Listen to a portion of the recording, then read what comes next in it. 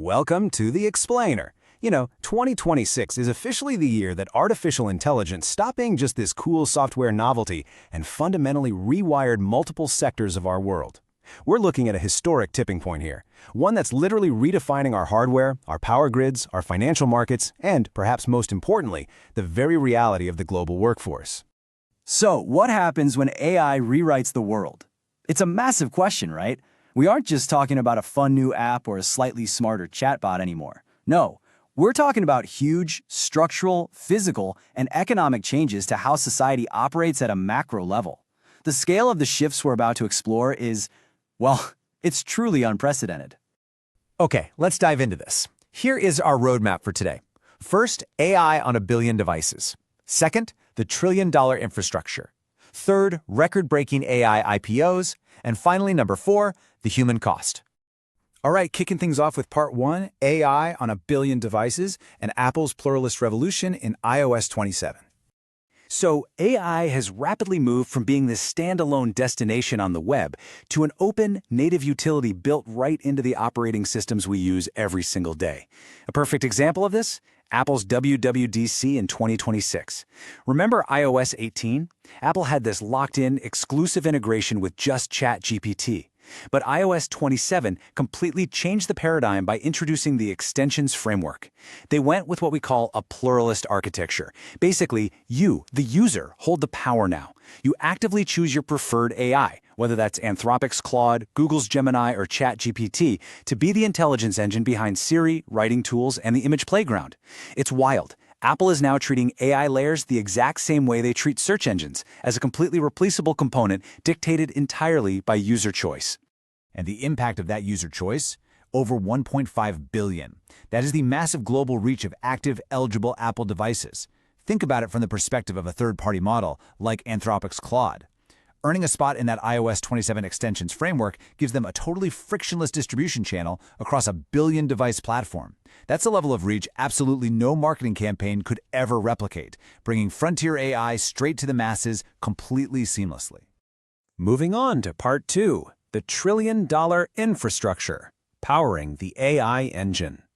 Now, to power advanced AI for over 1 billion users all at the same time, you need a mind-boggling physical foundation. We're stepping out of the software realm and into massive physical reality here. And this brilliantly illustrates the point. Look at the landmark agreement struck between Oracle and OpenAI. We're talking about a jaw-dropping $300 billion 5-year cloud computing contract set to begin in 2027. $300 billion! It is one of the largest commercial cloud contracts ever signed in human history. For OpenAI, this is a massive strategic move to diversify its compute sources, moving way beyond its traditional reliance on Microsoft Azure. To really grasp the sheer scale of this build-out under the Stargate project, just look at the power requirements. The Oracle deal assumes a 4.5 gigawatt annual power demand. Guys, that's enough electricity to power roughly 4 million homes. Let that sink in for a second. The flagship facility down in Abilene, Texas, is already live and operating at 1.2 gigawatts, packed with literally hundreds of thousands of NVIDIA's cutting-edge GB200 GPUs. And to further manage these immense computational loads and costs, OpenAI is partnering with Broadcom to deploy custom in-house inference chips by the second half of 2026. This is basically hardware built specifically to run these complex models as efficiently as possible. The physical footprint of AI is now rivaling traditional heavy industry. Which brings us to part 3, record-breaking AI IPOs, Wall Street's reckoning. So, with infrastructure operating at the scale of nation-states, Wall Street obviously wants in. Now, what's really interesting about this slide is the sheer mind-boggling scale of the valuations hitting the public markets in late 2026. You've got OpenAI targeting an IPO valuation somewhere between $730 and $850 billion. Anthropic confidentially filed aiming for $965 billion. And SpaceX, the parent company of xAI, is looking at a staggering $1.75 trillion. Trillion with a T. These are massive private market pricing assumptions suddenly stepping into the very intense light of the public stock exchange. But here is the ultimate test. When these frontier AI companies actually go public, they're going to be forced to reveal their actual revenues, their operating costs, and their profit margins for the very first time. Retail investors, index funds, and the industry at large are facing a very distinct risk here. Will the hard financial data actually support these astronomical valuations, or are these numbers anticipating a future that's still years away from being profitable? It is a fascinating, incredibly high-stakes moment for the global economy. And that leads us into part 4, the human cost, funding the AI transition. To fund these billions of dollars in data centers and to justify these massive IPO targets, there is a stark human cost playing out in the global workforce right now. In just the first quarter of 2026, the tech industry shed over 52,000 jobs. That is a 40% jump from the exact same period the previous year. And, just looking at the statements neutrally, a significant portion of these layoffs were directly cited not as a result of business failure, but as a strictly necessary step to free up capital to fund AI development and infrastructure. Take GitLab as a highly transparent example of this. In the exact same first quarter earnings release where they reported a really robust 23% revenue growth, they also announced they were cutting 350 jobs. That's about 14% of their workforce. They weren't shrinking due to weakness, right? They were explicitly cutting those roles to reallocate their budget toward AI tools, specifically their Duo agent platform. They literally traded human headcount to buy AI compute. We're seeing this executed on a massive scale at Meta as well.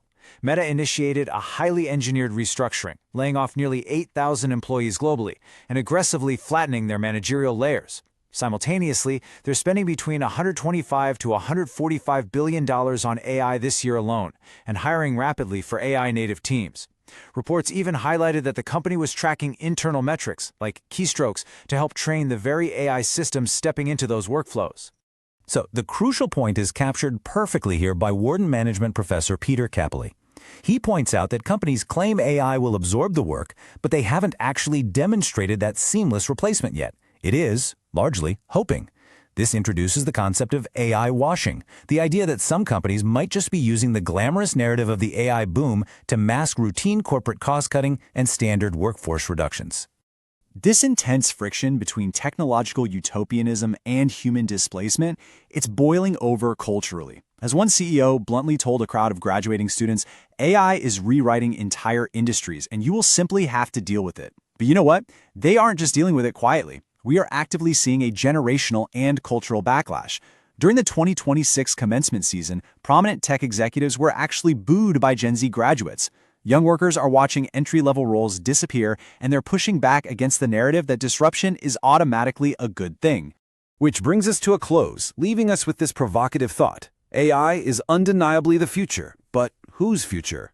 As we watch billions of dollars poured into silicon, algorithms integrated into billions of devices, and human jobs traded for computing power, we have to continually ask who ultimately benefits from this newly rewired world. Thank you so much for joining me for this explainer. Keep questioning, keep learning, and I'll catch you next time.